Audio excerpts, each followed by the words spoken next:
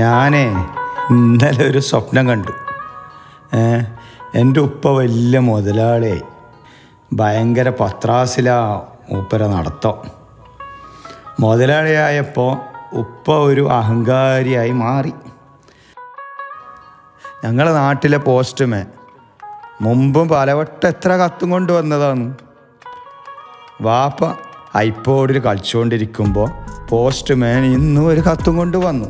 അസ്സലാമലൈക്കും.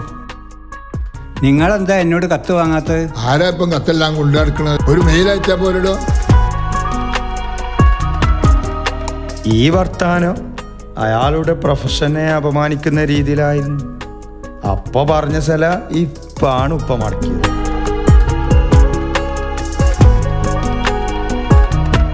ഉപ്പാൻ്റെ ഷെഫ് അതാത് ദിവസത്തെ ഫുഡ് റെസിപ്പി കിച്ചണിലെ ഫ്രിഡ്ജിൽ സ്റ്റിക്കറാക്കി ഒട്ടിക്കലായിരുന്നു പതിവ്. ബാപ്പ ഷെഫിനെ നോക്കി, ഇന്നെന്താണ് ഷെഫിന് പണി? ഷെഫിൻ്റെ ധാരണ ഷെഫിൻ്റെ പണിൻ്റെ മൊഞ്ചുകൊണ്ടാണ് ഷെഫിനെ നോക്കിയതെന്നായിരുന്നു. മണ്ടൻ. ഇതൊക്കെ യൂട്യൂബിൽ നോക്കി ചെയ്താൽ പോരെ, വെറുതെ പിടിച്ച് കേടെടുത്താൻ. എൻ്റെ പെങ്ങള് ഒരു പുസ്തകം വായിച്ചുകൊണ്ടിരിക്കുകയായിരുന്നു. അന്നേരം ഉപ്പ പറയാതെ പറഞ്ഞു, ഇതൊക്കെ ടേബിൾ നോക്കി വായിച്ചാ പോരടി.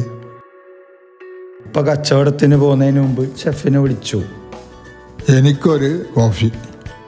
നിങ്ങൾക്ക് കോഫി വേണമല്ലേ? തരാം. മുതലാളി, ഇതാ കോഫി. ഇതല്ല കോഫിന്റെ ഫോട്ടോ. കുടിച്ചോളൂ. അത് മുതലാളി, എത്ര ടെക്നോളജി വളർന്നാലും കുടിക്കണമെങ്കിൽ കോഫിക്ക് കോഫി തന്നെ വേണം.